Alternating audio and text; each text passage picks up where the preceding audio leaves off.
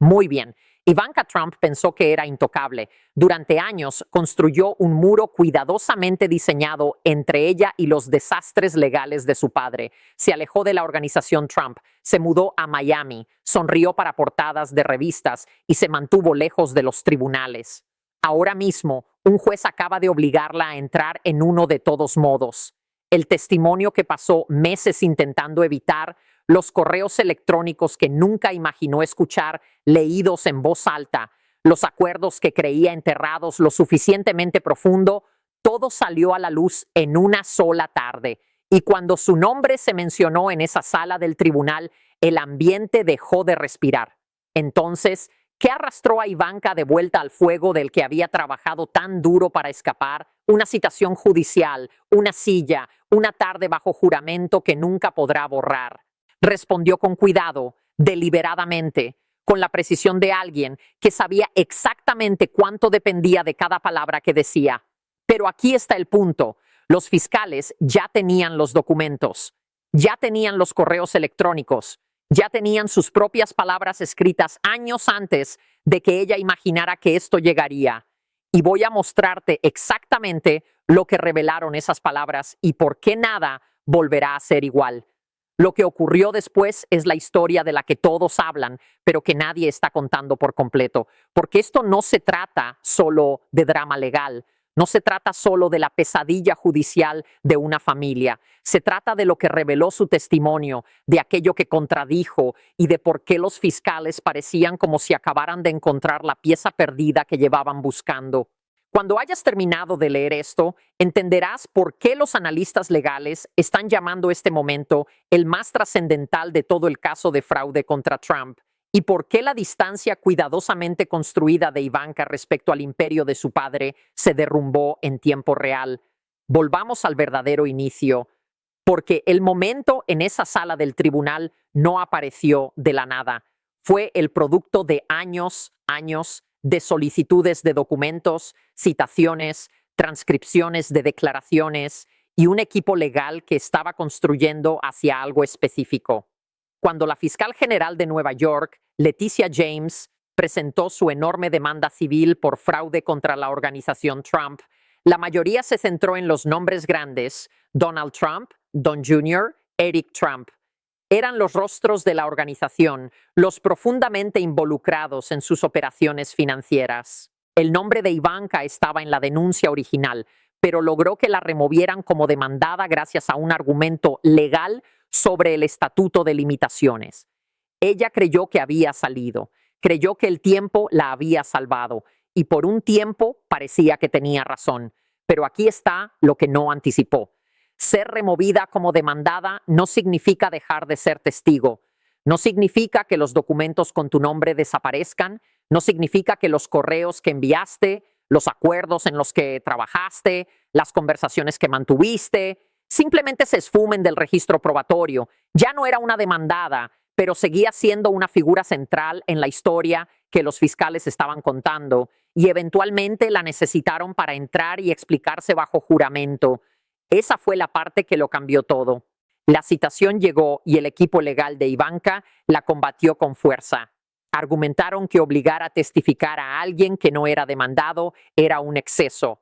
Presentaron objeciones procesales, objeciones de tiempo, objeciones de relevancia. Levantaron todos los muros legales posibles. Nada funcionó.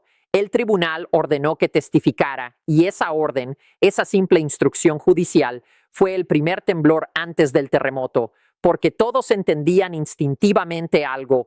Ivanka es inteligente, es disciplinada. Ha pasado toda su vida adulta manejando su imagen pública con precisión quirúrgica. No se equivoca al hablar, no divaga, no regala nada a los fiscales con respuestas descuidadas.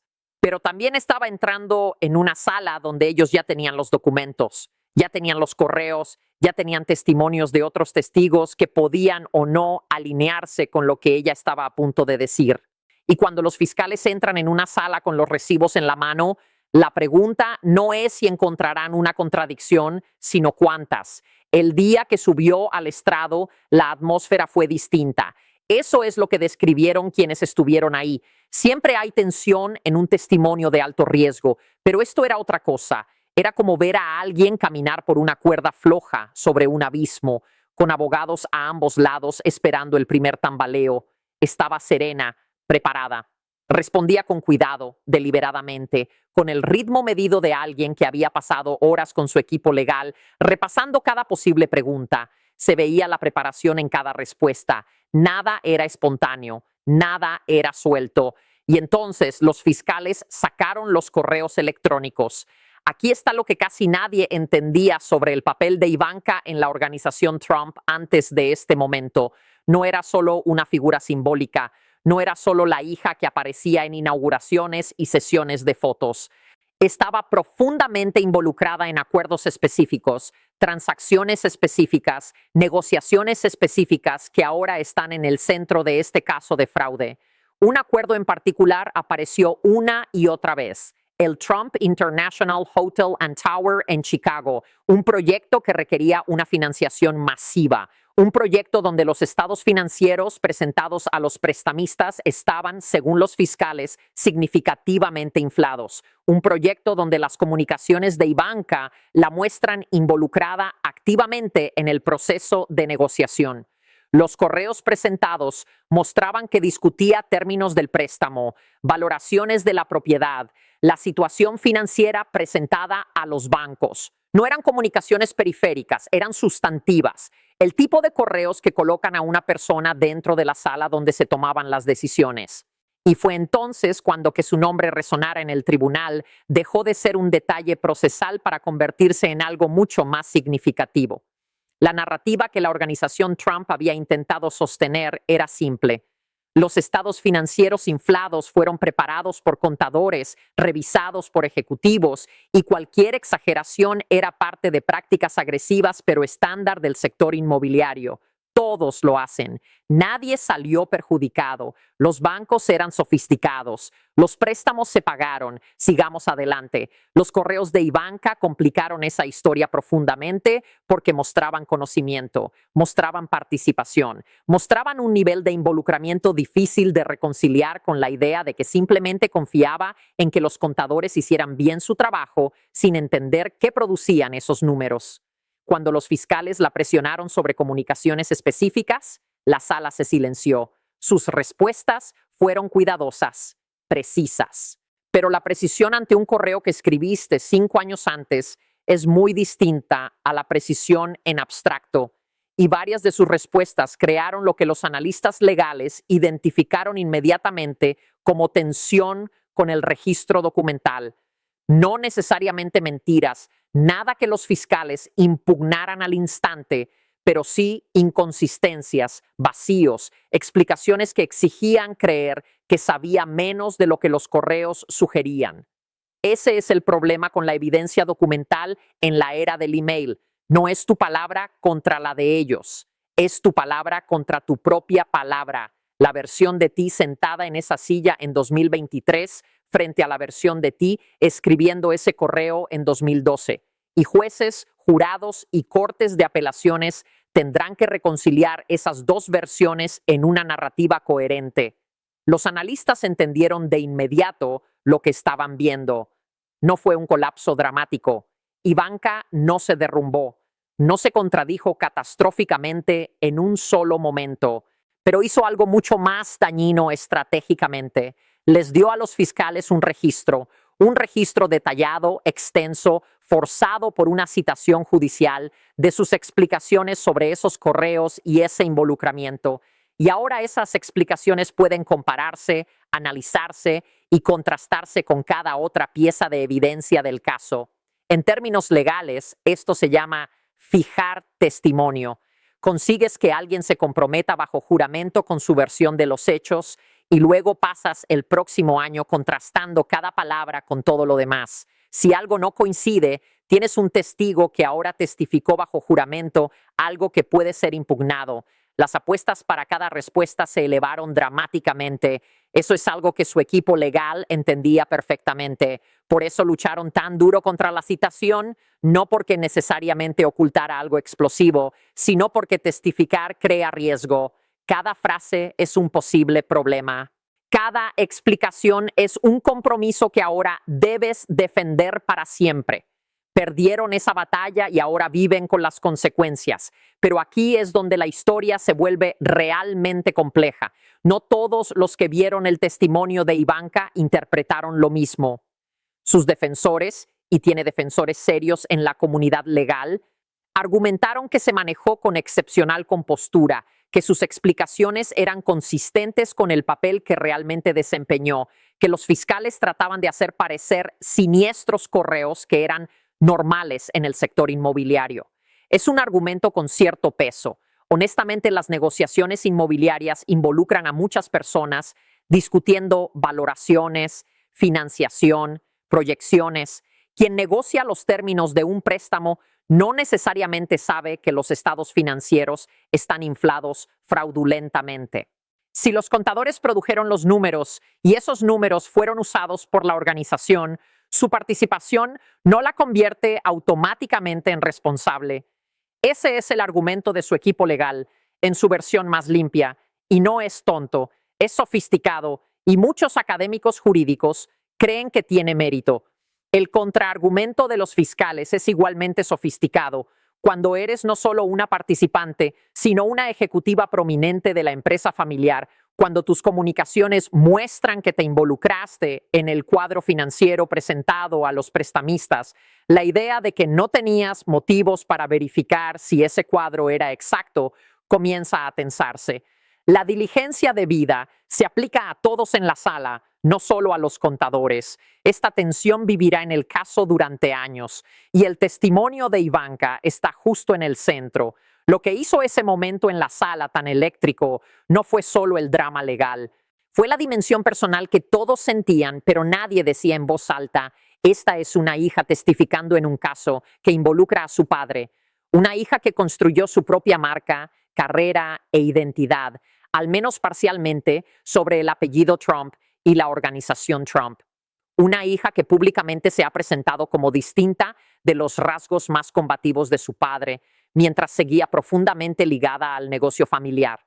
Verla navegar ese terreno bajo juramento fue incómodo, porque podías verlo en la arquitectura de sus respuestas, la colocación cuidadosa, las calificaciones frecuentes, la calibración precisa de cuánto sabía, cuánto estaba involucrada, cuánto aprobaba y cuánto entendía. Cada una de esas palabras significa algo distinto legalmente, y ella estaba eligiendo entre ellas deliberadamente en cada respuesta. Ese nivel de conciencia legal es impresionante y para los fiscales informativo. Cuando un testigo es tan cuidadoso, prestas atención extrema a cada elección de palabras. La sala vio a una mujer haciendo cálculo jurídico avanzado en tiempo real, y cada persona allí con un título de derecho estaba tomando notas. Aquí hay algo que las cámaras no captaron del todo, pero que quienes estaban en la sala describieron vívidamente: los momentos entre preguntas, las breves pausas en las que Ivanka respiraba, tal vez miraba a su equipo legal y luego respondía. Así es como realmente se ve un testimonio de alto riesgo desde adentro, no explosiones dramáticas, no confesiones entre lágrimas, solo personas muy inteligentes moviéndose con extremo cuidado a través de un campo minado donde las minas son sus propias palabras. Y entonces llegó la pregunta sobre el pago. ¿Hay un arreglo financiero específico al que los fiscales han regresado repetidamente durante este caso? Una tarifa de consultoría de aproximadamente $2 millones pagada a una empresa vinculada a Ivanka Trump por su trabajo en ciertos proyectos de la organización Trump. El detalle interesante sobre esta tarifa es la forma en que fue caracterizada en los estados financieros de la organización Trump, específicamente de maneras que podrían tener implicaciones fiscales. Cuando los fiscales plantearon esto en su testimonio, la precisión en sus respuestas alcanzó un nuevo nivel, porque aquí no se trataba solo de lo que sabía o no sabía sobre valoraciones infladas hechas por otros. Esto se trataba de dinero que fue directamente a ella, una transacción en la que fue la beneficiaria, y la caracterización fiscal de esa transacción. Sus explicaciones fueron detalladas, su memoria selectiva, su descripción de su entendimiento personal del acuerdo presentada bajo la luz más favorable posible, exactamente lo que esperarías de una testigo inteligente, preparada y enfrentada a un procedimiento adverso. Pero cuando cruzas esas explicaciones con el registro documental de cómo esa tarifa fue realmente estructurada, manejada y reportada, los analistas legales dicen que el panorama se vuelve complicado rápidamente. Complicado es una palabra que aparece constantemente en este caso y está cumpliendo una función real, porque complicado es exactamente lo que los fiscales necesitan. No necesariamente criminal, no necesariamente un arma humeante, pero sí lo suficientemente complicado como para que un juzgador, sea un juez o eventualmente un jurado, tenga que esforzarse para resolverlo a favor de Ivanka. Y cuando un juzgador tiene que trabajar duro para absolverte, ya estás en una posición muy diferente a la que te gustaría estar. Después de que concluyó el testimonio, la reacción se dividió casi perfectamente por las líneas que cualquiera podría predecir. Los simpatizantes de Trump vieron una persecución política tratando de arrastrar a una ciudadana privada que se había desvinculado de la organización hacia una cacería de brujas. Los observadores legales escépticos de las prácticas de la organización Trump vieron a una testigo dando respuestas cuidadosamente construidas sobre una cadena de correos que mostraba una participación significativa en una empresa que los fiscales caracterizan como fraudulenta. La única cosa que casi nadie discutió fue la importancia histórica del momento. Ivanka Trump, testificando bajo juramento en el caso de fraude contra su padre, no es un simple detalle procesal. Es un momento histórico en la justicia estadounidense. La hija de un expresidente, una ex alta asesora de la Casa Blanca, una empresaria prominente por mérito propio, obligada a sentarse en una silla y responder preguntas sobre acuerdos que, según los fiscales, fueron construidos sobre mentiras. Nada parecido a esto ha ocurrido antes. No hay un caso previo al cual mirar. No existe un modelo establecido para interpretar lo que significa o hacia dónde conduce. Esa falta de precedentes es parte de lo que hace este momento tan significativo y tan incómodo para todos, incluyendo aquellos que han seguido este caso desde el principio. Porque cuando estás en territorio desconocido, los mapas no sirven. Tienes que navegar a la vista.